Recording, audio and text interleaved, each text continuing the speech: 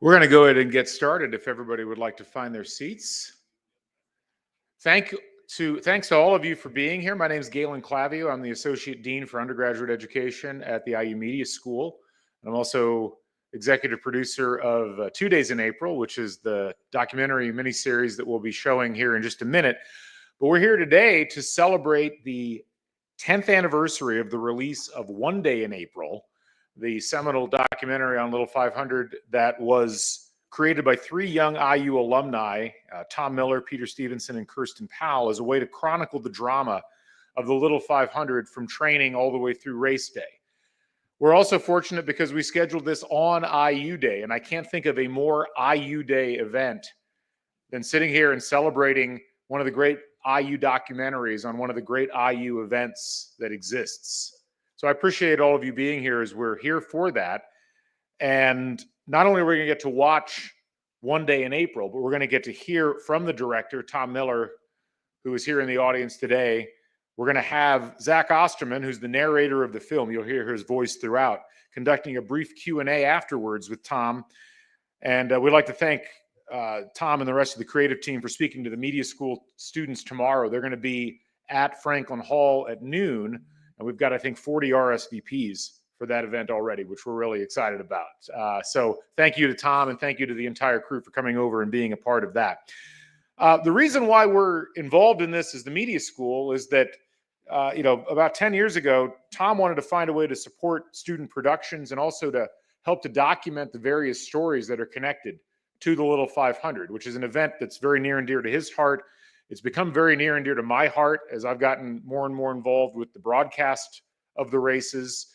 And I know for so many people who are either current riders or coaches or alumni who have participated in the race or attended the race, this is one of the defining events of their time here at Indiana University. And it's an event that's kind of ebbed and flowed in popularity or in administrative support, but it's been one of the constants at Indiana University since essentially right after World War II, stretching back all the way to the early 1950s and to the present day.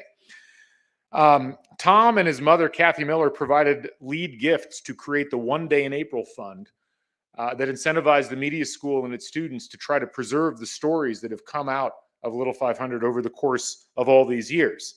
And it was that 1 Day in April Fund that allowed us to launch 2 Days in April, which is the social media focused docuseries that students are working on.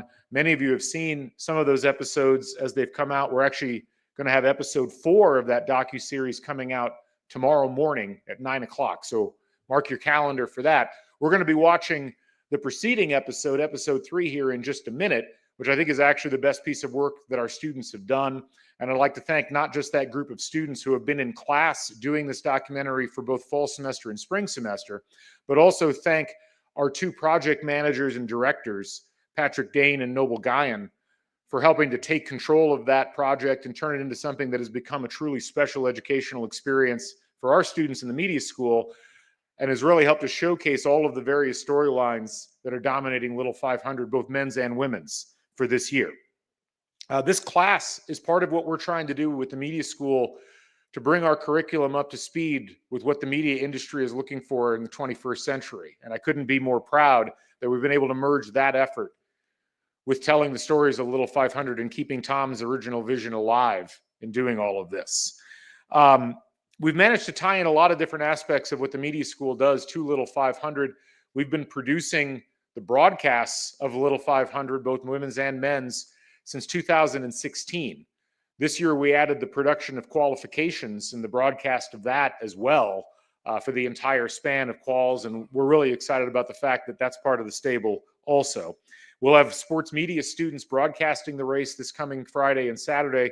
So if you're not going to attend the race or going to be at one, you can actually watch it later. It'll be on YouTube. We'll be streaming it on all of our social channels and through broadcast.iu.edu.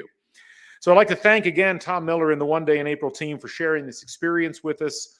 We're going to be showcasing, as I said, episode 3 of the docuseries from this season immediately afterwards, and then right after that, jumping into 1 Day in April. For those of you that are watching on the live stream, we'll show you that 2 Days in April episode directly in the stream, and then I'm going to put a link in the chat on YouTube to one day in April, and you can go watch that on your computers while we're watching it here in the theater. Right after that, we'll have Zach and Tom come up, and they'll do the Q&A, and we'll get a chance to chat with them about things. So thank you again, everybody, for being here. Thank you for those watching online. We'll go ahead and get to the docuseries now. We appreciate your support here on IU Day.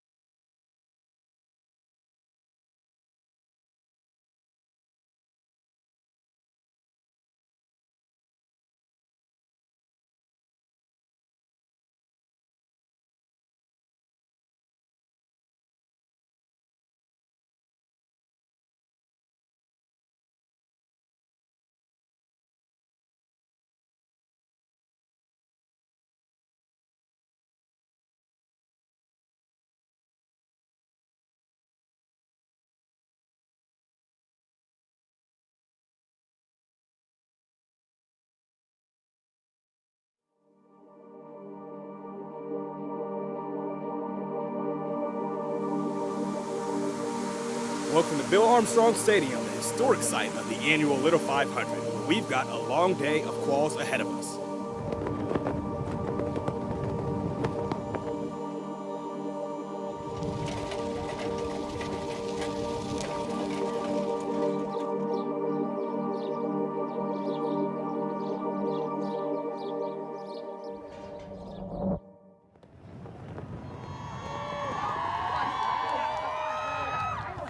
We're gonna go out there, we're gonna put our best on the line at first, and you know what? We haven't faltered. We've got it on our first attempt every time since I've rode. These riders have been preparing all school year for the Little 500, and it starts right here with 4 laps around the track.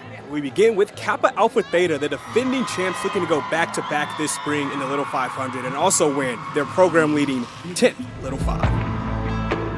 As Howell exchanges the bike with Bailey Capella. Capella going into turn 1 now.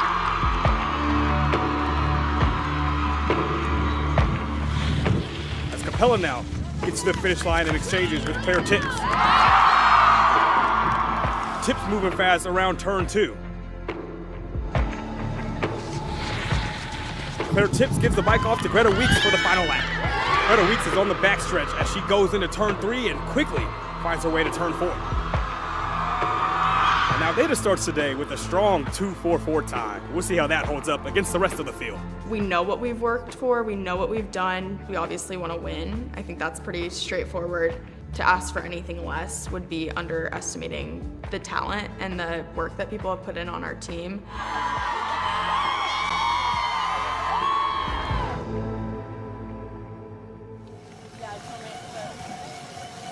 Our goal for quals isn't gonna be like, oh, we wanna win quals. We wanna have that green jersey come race day, but our goal for quals is just to get it done.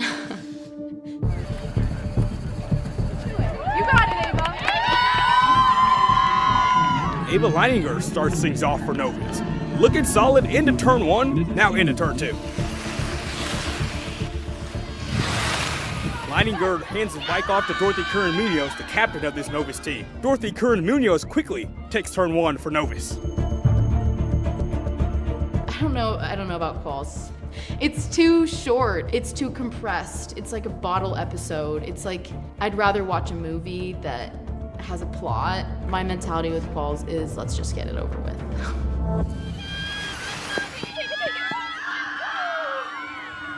Kieran Munoz cutting it close with the exchange, but Beatrice Burton is on the bike. Now Burton hands it back to Kieran Munoz for the final lap. Zooming around the backstretch, Kieran Munoz into turns 3 and 4. Novus locks in a time of 2:43 to take the provisional pole.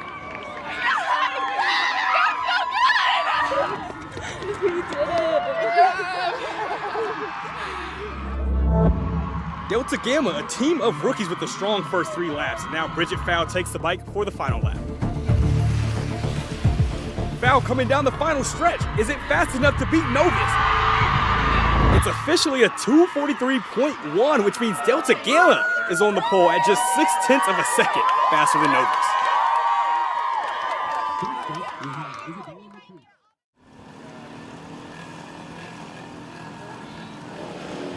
I'd say my favorite part about Quals Day is the warm-up that we do beforehand. That usually gets the nerves down. I'd say my least favorite part of the day is actually going into that run. Cutters looking to bounce back from a disappointing quals in 2024, as they'll have Judah Thompson taking the track.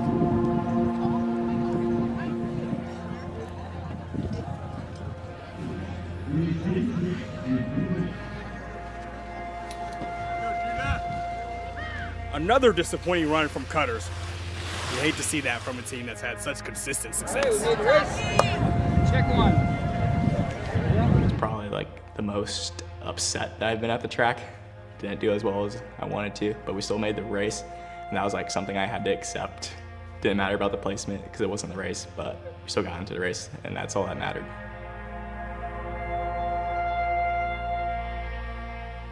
I feel like we're all kind of like just growing as a team and like having fun, and there's obviously like pressure to qualify, but I feel like I can see us all like slowly getting more confident. Mescla is qualifying for the first time in 11 years and looking to lock in their spot in the 2025 Little 500.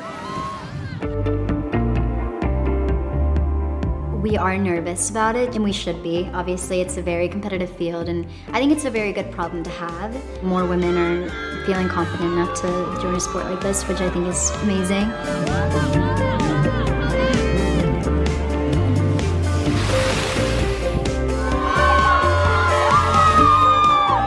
Mescla clocks in at a 3:01, and that'll secure their spot in this year's race.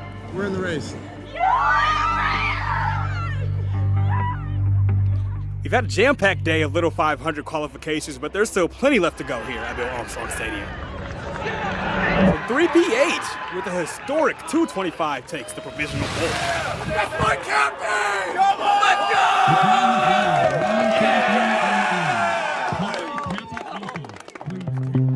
go! With that unprecedented time for 3PH, the pressure now shifts to SAE and BKB, who look to contend for the pole position. Nas leads things off on the bike for SAE. Nas exchanges now to Lucas Lemmy. Lemmy now on the backstretch for SAE. Now Lucas Lemmy gives the bike off to Matthew Nas. Now it's Matthew Nas into turn 1. Now Matthew Nas gives it back to Luke Nas, who's back on the bike. It's a clean brother-to-brother exchange.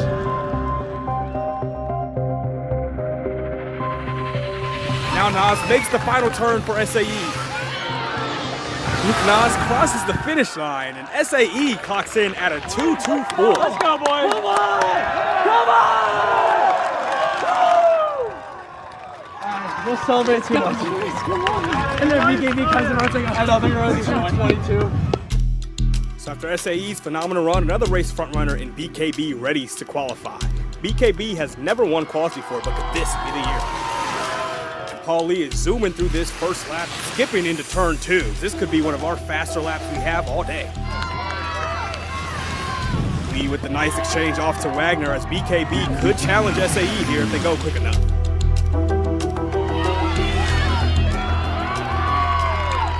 Go, Wiley.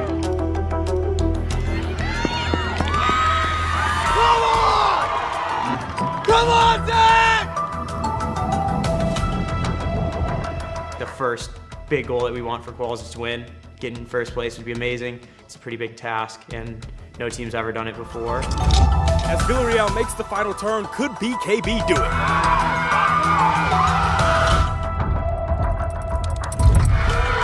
Did he get there in time?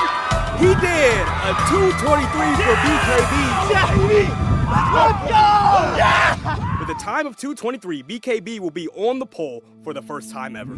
SAE better boo us one more time. I actually hate them so much.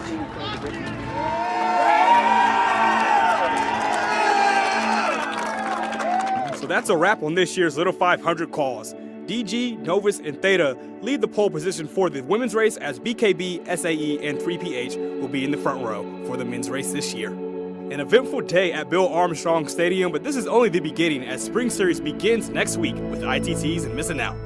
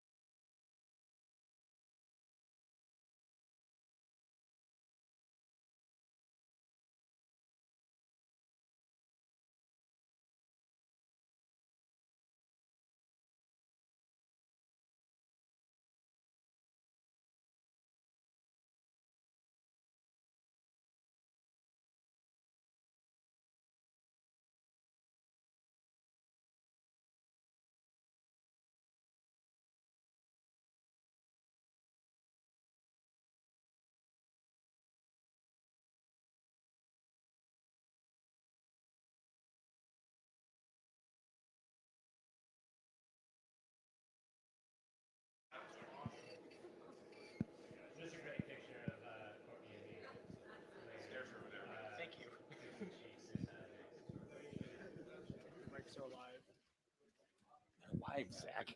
That's a good warning. Hey, put your phone on airplane mode. My phone is on airplane mode. All right, good. Just making sure. Do you start? This thing? Yeah, I think you're up, Zach. Get my script out here. All right. Should let everyone get settled. Maybe if we start talking, they'll stay. That's true. Usually when I start talking, people leave. Yeah. Good evening, everyone. Thank you for joining us. Thank you, everyone who stuck around. Thank you, Tom. Appreciate that.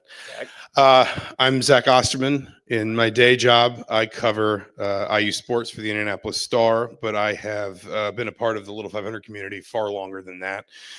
And as you just saw, a small and proud member of the One Day in April family. It's hard to believe it's been 10 years, but the staying power of this film in many ways reflects the staying power of the race, which has run continuously on the men's side since 1951 and the women's side since 1988. With me on stage tonight to discuss One Day in April, its inspiration, its legacy, and its place in the Little 500's history is Tom Miller, director of One Day in April. Tom, thank you for joining us. Yeah, happy to be here. Thank you all for being here. Before we begin, Tom had some folks he wanted for me to thank specifically. In no particular order, his filmmaking team, including Peter Stevenson and Kirsten Powell, who are in attendance tonight, and Ryan Black and Aaron Bernstein, who couldn't make it. Everyone's families, and for Tom in particular, his parents and wife, who are here tonight. Jordan Bailey, the film's biggest champion within the IU administration, and Philippa Guthrie at the foundation, who supported the film so fully. The many student volunteers who helped make the film over several years in 2012, 13, and 14. All the writers, coaches, and alumni of the 4 teams in the film, as well as the entire race community across 2 years of filming. I guess it just named 3 years and then said 2 years, but it was 2. It was an era. Yeah, I think it's fair to call it that. The foundation and the media school, which have managed the One Day in April scholarship through the years since, and the more than 150 people who donated to the fundraising campaign that helped make the film a reality. Once again, thank you all so much for your contributions. And Tom, let's talk about One Day in April. Let's do it. What do you think about that? You and I had some conversations about this Q&A before, and one of the first things I wanted to talk about was what inspired the film. And you talked about the quite literal inspiration of I think sitting on a floor watching a documentary. Was it about hockey with Peter? But what something that you said that really stuck with me was how you felt is the inspiration behind it is one thing, and then the way you all felt absorbed into the community as the film unfolded, from shooting it and producing it. How did you kind of get from point A to point B beyond the obvious of let's find some cameras, we got to get some people, we got to get some people to sign on here? I think what I'm really struck by, Zach, watching this, 10 years later, is how when you're thank you, Beth. When you're young, you don't know any better than to think that you couldn't do this, So Peter and I, had been IDS photographers together, and the Little Five was like the Super Bowl, especially if you were a photographer. I mean, it's so visual, so compelling. And it really was as simple as I was in Peter's house trying to find a job, and we were watching 24/7 Sports. Peter reminded me about the Winter Classic, and we were like, why has nobody done this about the Little Five? I mean, it's kind of like a movie moment. Peter and I almost like sort of say it at the same time, like, why hasn't nobody done this? And then I had to come back to Bloomington because I didn't find a job, and I did. And then pretty much immediately we were like, let's do this. Let's just do it. Let's just go out there. I mean, they're out there on the track right now. Let's just go start filming. And it really quickly just became, it was our race in a lot of ways. Like what JB says in the film, like, we wanted to make a movie and it was there, so let's do it. And we were too young to know differently. And basically, Peter and I had that first conversation. Ryan Black, who's not here, who's a childhood friend of mine, we played in rock bands together. This was just the next thing for us to do together as buddies. And we just started doing it. And at some point, Peter and Ryan and I realized that we didn't know very much about how being a writer actually worked. And so Kirsten graciously joined our little troupe and helped explain a bunch of stuff to us that we just didn't know. And one thing led to another. And it's crazy looking back on it now. We had at one point like 25 people working for us for nothing, for no reason other than we could just do it. And it just sort of snowballed. And it felt important. And at the time that felt, I don't know, you're young, so it felt like the biggest deal in the world. But I look back at it now and I really realize how many people said yes to us. And it was important. And we were right to feel that way. And that just kept us going. For the record, I didn't work for free. You paid me in 2 Jimmy John's sandwiches. And I remember them both, and I don't need them anymore. How do you go from, you say, like, let's just go out on the track and start filming, to narrowing your focus and building the structure to say, this is how many teams we want to follow. This is how we want to make sure we're balancing the men's and women's side equally. These are effectively, this is how we want to build a story within the film, because there are so many different directions in theory you could take that. Of course. And I think that was one of our biggest fears was, okay, what if they all lose? What if like they all get like 5th, or I don't know. And we were so hung up on the race position. And then as we got going, we realized that's not going to matter at all. I mean, people will be able to Wikipedia who the winner was, but the actual human stories were what mattered. And when we started off, I mean, Peter may remember better than I did, but Kirsten wasn't with us. So we were just like, who won last year and who might win this year? And let's do that, And so it was that simple. But then I think once it got rolling, we just realized, oh, there's a lot like under the surface here that'll have nothing to do with who wins and who loses. And we kind of just let that play out. I mean, we shot a lot. There is a lot that's not in this film. And that was one of the reasons why I felt so strongly about the scholarship, because I knew every year there would be hundreds of people with reasons like this. And so we just kind of followed as far as people would let us, which now as an adult, I'm looking back, I'm like, why did JV let us do this? And we kind of followed the storylines, how they felt. And we had one moment of weakness. We interviewed Beta before the race because we were like, they look pretty good, they might win. And their interviews were all great, but we decided after we shot that, we were like, this is the story of these people, and it's about them as people. And it doesn't matter what happens at the race. And I think we were right about that. You said something in our conversations building up to this. You said that in gaining the trust of the people that ultimately became the subjects of this film, the words you used were, you said you told your subjects, if you filmed them falling down, it was so that you could film them and watch them stand back up again. And to me, that captures a lot of what you talk about, which is, I think, something that is a lived experience for anyone who has been involved in the Little 500, which is, yes, you want to win, but it is much more about the human experience, both individual and collective. Again, as the film evolves, how did your team's approach to those human stories evolve, whether it is the background of someone who dreamed of coming to IU one day, whether it is someone overcoming, a terrible crash, whatever it might be? How did you evolve your approach to telling and balancing all of those different stories? It was really complicated, as you imagine. There's quite a few people involved, and passions and tensions get really high. And so we're in a very privileged place to be able to see into a lot of different things. And I think we tried really hard to say our commitment is to the race, our commitment is to the tradition and the values and all the stuff we share.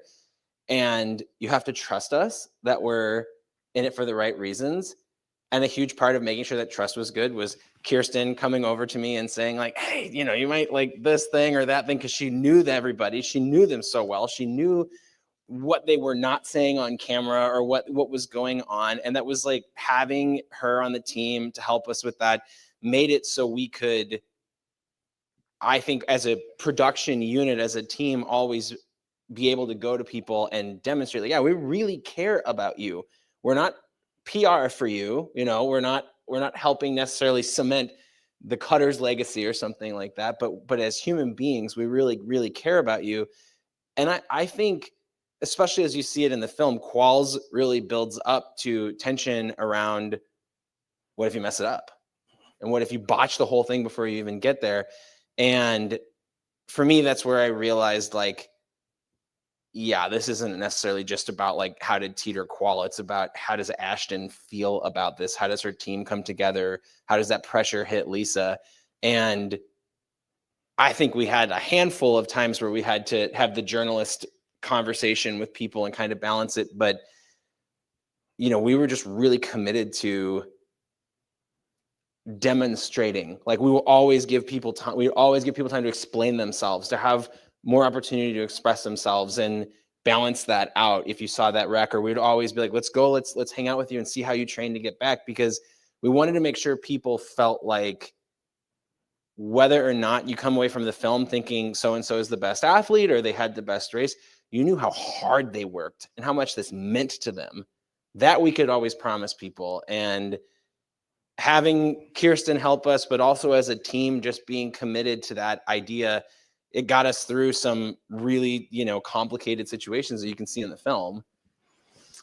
You talk about how much it meant to people. You called it the Super Bowl for IDS photographers, For sure. and in many ways it was. I think as a former rider, it feels that way to the riders as well. And it is such a distinct event. It is the longest running continuous cycling event in the United States. It's the most well attended in the United States annually most of the time. It is also, I think, as the film captures, something that is very parochial, something that is very specific to this place and to this time, and to sort of each race almost kind of unto itself. How did you approach trying to capture that idea of something that was, I don't want to call it small, but was very specific to where we are now, but was also so important, so, you know, sort of universally critical to the day-to-day lives of the people that committed themselves to it? The scene that I always think about that made me feel that way is it's at the very beginning of the film when we're sort of doing the historical run back, and you see the first women's race, and you see the women who are lining up to go on that first race, but you hear the speakers. And, you know, I always tear up in that section because it really shows this is IU, this is Little Five. But for those women that got on that team, that was a mark of this country changing for the better. And she says it, and she's, you know, she says this is progress, this is growth. And there's a second woman who I have no idea who she is, but she's got this fantastic hat. And she says, "You brave pioneers." And I always just stuck with me. That's like, yeah, this is like this is a bike race that we all care about, that the rest of the world checks in on once in a while. But those women were pioneers because they were saying, this race matters to us as much as it does to the boys, and we're going to have a dignified experience that should be celebrated. And I'm like, okay, that's what we are doing, is we are helping to capture this thing that has reflected this country, reflected the way that the state, Indiana, has changed for the better. And I think I watched that archival clip. JB was so gracious and let us rummage through the Wilcox house, and we find all kinds of stuff. I mean, all sorts of stuff about the history of the race. And you just see these little moments, and I think we appreciated 2013. Our job was to capture those little moments that would stick around forever. I mean, it feels, when it's your year and it's your race, it's the biggest thing in the world. But when you look at those history books and you think about the fact that one of the earliest men's teams that won was comprised of Korean War veterans who came back, you realize that this race, and every year we run this race, and every year those albums get put in the Wilcox house and get stashed there, we're making a mark of the kind of people and community that we want to be, which is really pretentious and highfalutin sounding, but like, I felt that. I mean, I really felt and believed that. And I think we did as a team that is why people feel like it's the most important thing in the world, because it is one of the things that Indiana University contributes uniquely to this country, and not just to sports, but to college life in general. And it's a really special thing to be a part of, and to be able, for us to have been able to contribute in this way was incredibly meaningful because of that. We do want to open the floor to questions if anyone in the audience has questions. If not, Tom and I are both gifted talkers. But if there are any questions, please raise your hand. We can spread a microphone around to one or two people if anyone has one. If not, we could just keep going. Again, believe me, we could do this for 2 hours. We can do this all night. We have done it for 2 hours before. I wanted to ask you about the research element of it, because you know, as much as the film is about the riders, is about their stories, I don't think you can tell the story of the race without both maybe presenting some of that context, the archival footage or breaking away or whatever, but also understanding it, as you talk about understanding its roots, understanding how many of these various stories have been told kind of within the race's history. I've been in that archive as well. It is, you can just lose hours and hours in there. Like, what was the sort of research process, and how did you balance that? Where did you find sort of the points of intersection with the story you're telling in the here and now of these people and this race and these experiences today? So JB was enormously helpful with that. Obviously, Kirsten knew a lot about writer stuff because she was a writer, and you know, Peter and Ryan and I understood the race as sort of fans and filmmakers, and photographers and stuff like that. I think we were, in the months between starting the film and the race actually happened, we're like talking amongst ourselves, and we're like, what is this movie going to be? Like, is this movie going to be 2.5 hours of track, right? Like, people just going around the track? Like, what is this actually going to be? And once we got into the archives and spent time reading that, that is when I think, at least for me, I started to shift my thinking. And it started off really simple. Like, we just wanted to know be very conversant on basic facts. And for anybody who's not been around a Little Five rider, the lore is deep. I mean, it's deep. And people will just throw out names like Eric Young, greatest rider of all time. You're like, I don't know who that guy is. You know, I need to figure that out. And that was rough for me because I was there when he was there winning back-to-back races. So I realized there were these things like, okay, we need some basics. Kirsten might know them, but she wasn't going to be around to hold our hand the entire time. So like, we needed to be conversant in that stuff. So you start going that, and that's when you start pulling on the thread and you start seeing more and more in there. And I knew I always wanted the film to feel present tense. Like, I didn't want to go back into time and break up the film and explain like a bunch of the backstory. What I kind of wanted to convey was that there was this deep lore. There are these, I'll call them spirits, so to speak, but there are these things that are floating around that track that are older than you are and that have been there. And so I knew there was like some reverence for it. And I mean, the IUSF students do such a great job. And you can find these binders and these scrapbooks with IDS articles. I watched a lot of VHS tapes of MTV Spring Break, like 1990, which came out here. That was a lot of fun. That didn't make it into the film for some reason, but it should have. It was a huge mistake on our part. And you just kind of lose yourself in that. And then I think what we looked for was themes. Some of this stuff is not going to be surprising. Some of the challenge for the women's race to be taken seriously as a co-equal event to the men's race, like, that is not surprising that is a historically repeated thing. And we knew that was very important to us.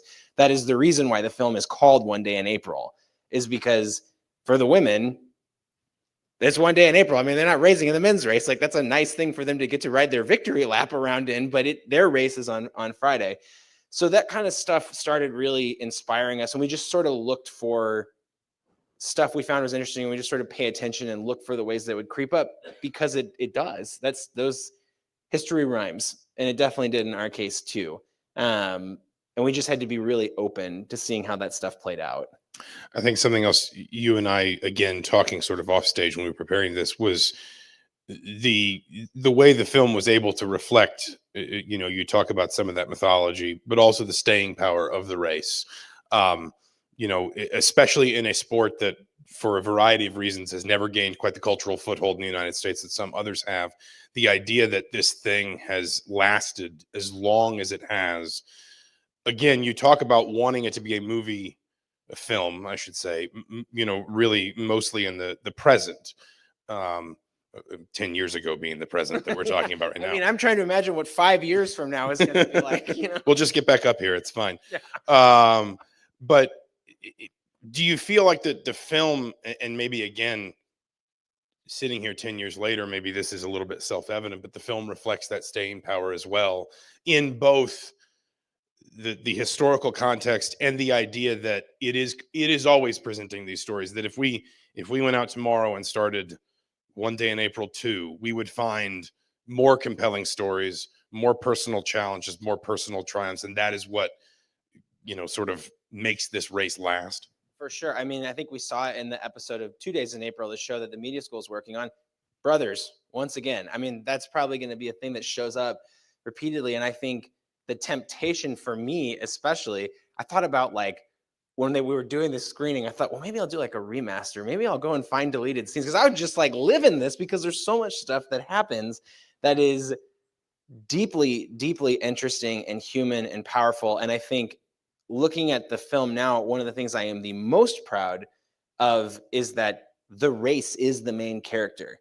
I mean, we kind of weave from people. We see JB, then he goes away, then he comes back again, and people kind of come and go. And that this is really a film about the race itself. And I realized like that is extremely hard. That would have been really hard if we had set out intentionally to do that. I think would have been really challenging. And I think why we got there is that we just refused to make probably no one would have said do both the women's and the men's race, do all of these teams. And we were just committed. We're like, we're going to do the men's and the women's race, and we're not going to end one of them before the other one. They're going to end at the same time. There were these things that we just like locked in on because we thought it was important. And looking at it now, 10 years later, I felt very proud that we had been able to bottle that year in a way. I mean, I'd be curious, I'll talk to Kirsten afterwards and see how she feels, but I'd be curious from a writer perspective, like if it feels timeless in that way. But I think the race is so unique and so special because it is a communally recognized event where 99.9% of the people are doing it because it is something that they want to do. And the best thing that they're going to take away from that day is that they did their best, whatever happened. The actual victory, win, loss stuff is no one remembers like, 2 years later, nobody remembers, but people remember their experience. They remember all of those moments that we see in the film of people riding on the rollers, singing their Celine Dion in the car on the way over there. I mean, they remember all of that stuff. And, I think about now, having worked as a commercial director in the space for a long time, this is stuff that people actively tell you to cut all the time. They say, cut. Why do we have all of this footage of them talking about snacks? Why are we watching Casey Dukes pack snacks? And it's like all the time that we just spend with those writers trying to play cookie frisbee, and missing his mouth 3 times in a row. That is actually how we get to know them as people and get a feeling for being a part of that time period. The actual race stuff we put a lot of effort into. We were very proud of how we captured it, but you'll always be able to Google that. And so I think there were just choices that we made at the time that we kept and we stuck to that have helped make the film, I think, very true to who those people were in that moment. And then in the context of the race at large, as it, evolves every year. And yeah, you could make One Day in April every year forever. And so I'm hoping as Galen keeps working on this, that 2 Days in April gets longer and longer in length. And then, in a couple of years, we're at features again. I think we have a question in the back. If there's a way to get a microphone mechanism. No worries. We got somebody coming to you. We got somebody coming to you. No worries at all. First of all, a couple of comments. I think you've done a wonderful job. This is really tremendous. I'm probably the oldest guy in the room. I saw my first Little 500 in 1959. I was a sophomore in high school here in Bloomington, and I've seen most of them since. But at any rate, you mentioned the word spirit. Mike Howard, who was the chief steward for many years and who was in the film, used the word it. There's something about it that captures you. Zach, when he finished writing, captured it in the Indiana Daily Student. And Zach, you don't remember it, but I wrote you a note about that. My name's Tom McGlasson. And that, to me, captures the spirit of the race. Kendall Harnett, who is a documentary filmmaker, did the 50-year history of the race in a documentary film called Free Wheels. You've probably seen that. Yes, sir. Yeah. I think what you've done is a perfect complement to that, carrying it through to what next year will be the 75th running of the Little 500. And I want to congratulate you. I think it's wonderful. I do want to ask, well, yes, I'll do that. Thank you. Thank you. I do want to ask one question. I think well, in my mind anyway,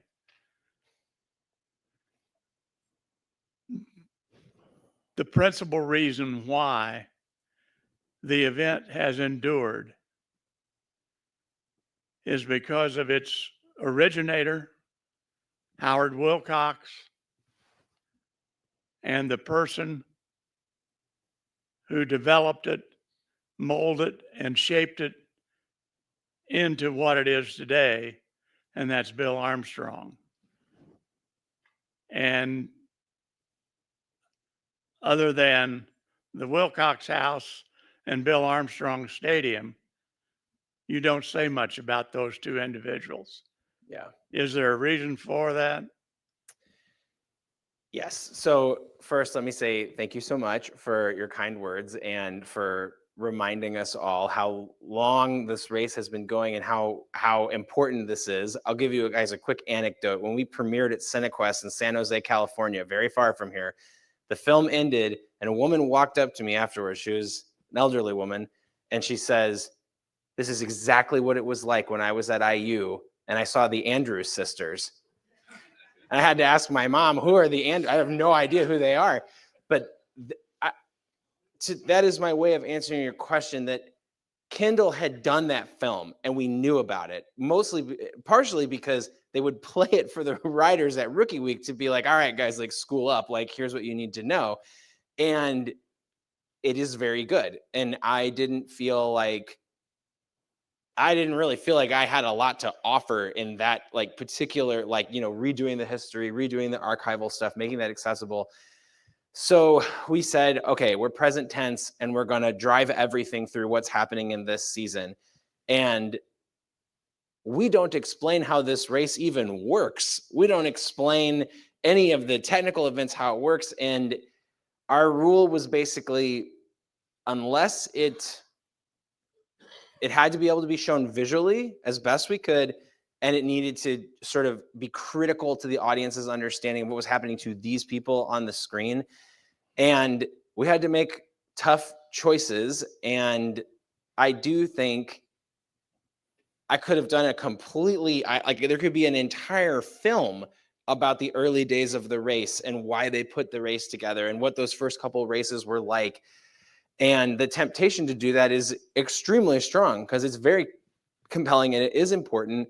And what you run into when you do a project like this is inevitably there is stuff you cut or things you don't touch on that are extremely important. But we had to be, I think, sort of ruthless about our focus on the riders in that year. So Bill Armstrong's name is on that stadium. The Wilcox House is there in that name. And I would like to think that we honored those folks' legacy by the way that we showed what happened in that stadium and the way that we showed what happened in that Wilcox House and how important those things still are today. And the film is a starting point. It is a place for you to find your way to the race. And then it is, I think, hopefully an exciting journey for you as an audience member to find your team, your history, your legacy, whatever from there. I'm going to follow with a quick history quiz question for you. Do you know where they staged the first ever Little 500 qualifications? No, definitely not. Around the building we're sitting in right now. Around the auditorium. I don't know if we're technically in the auditorium, but you understand my point. But the real question is, when do they have the first skydiver? Yeah, that's fair. Last question, just to wrap this up, and it is kind of the obvious, forgive a reporter's obvious question, but we are here to talk about not just the race, but the film. And we're here to celebrate 10 years since its completion, its premiere. 10 years later, how do you see One Day in April? How do you see it? Maybe more pointedly, how do you see it differently than what you would have a decade ago? This was my race, and I wanted to win. I wanted to get an Oscar. I wanted to have my career launched, all the delusional dreams you have when you're 20 years old and you think the world's open to you.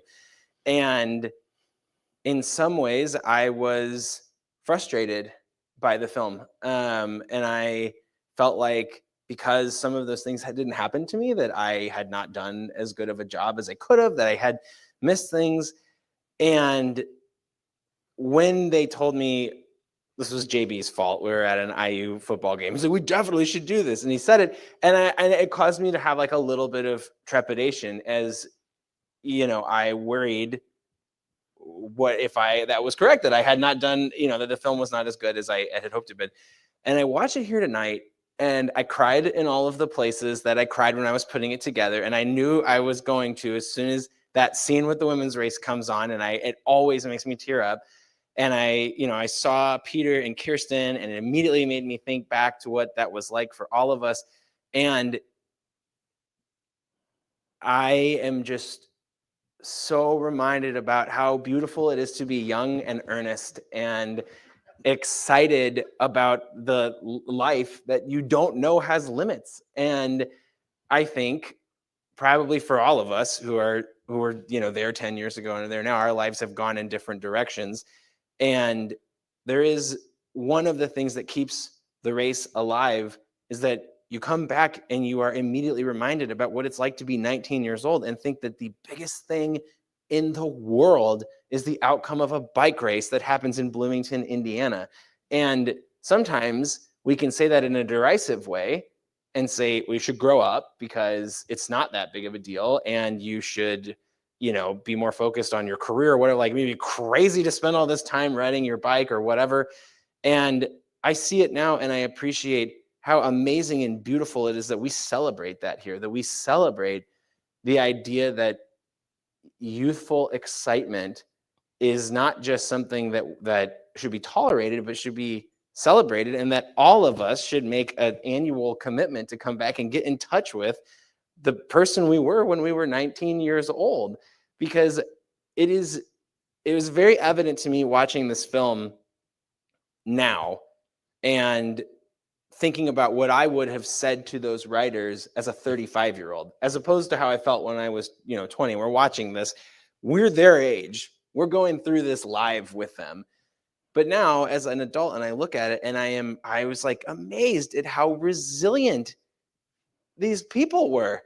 I mean, they would pick each other up. They would constantly come back from highs and lows that, again, as an adult, you could look at and you could say, why do you care this much about that? But as someone who's invested in it, you're like, it's amazing that these young people will go through these trials, physical, emotional, mental, whatever. And as a group, they'll come together. They'll navigate really complicated, tricky things. I mean, Kevin not being able to ride with his brother was really hard. He had ridden for it was going to be his fourth year, his senior year. He really wanted that experience. And you can understand that. You can empathize with that. But then at the same time, to think what Eric Brodell went through to get there. And you just think about the resiliency and the self-commitment. It's not that I don't think, at least, that none of these people who rode on these teams did it because they felt like, there was like a gun pointed at them. And it was like, if you don't ride, it's over. They wanted to ride because they wanted to prove something to themselves. And I mean, that was just amazing. And thinking also about like how Lisa talked about the journey she took to get to campus. I mean, it's incredibly easy to forget that not everybody who's here at IU didn't just walk in. It wasn't just easy for them. They had to work really hard to get here. And it always, we talked about this before, but when she talks about, she had her dad drive her down here to drop her application off, and then she turned around and left because she didn't want it to hurt if she didn't get in. As an adult now, you look at that and you think that is so real. And to allow yourself to care that much, to not be so jaded as to say, if I don't get in, who cares? I'll go wherever. It doesn't matter. But to care, to deeply care. I think I was just so impressed by that. And I guess as a secondary result, proud of, the group of us that made it, that we captured that. And not just in an individual sense, but at a large scale that sort of celebrates the way that the race in its cyclical nature does that and is that for all of us. And I think that made me really proud, and proud of the film in a way that is completely different than the kind of ambition or something that I might have had when I was 20 and had ideas about what it would do for my career. But it's proud in a way that's like, I'm very proud that us couple young people who didn't know any better not to do it have made something that if they stick it in the IU time capsule will be an extremely valuable contribution to understanding why we are the way we are and what's special to us as a community. I'm always loath to put words in other people's mouths, but I think it is fair. I feel fair in saying thank you on behalf of the Little 500 community as a longtime member of that, because the film has, I think, only meant more and resonated more with so many of us in the years since. So Tom Miller, thank you for the film, and thank you for joining us tonight. Thanks, Zach. Thank you, everybody.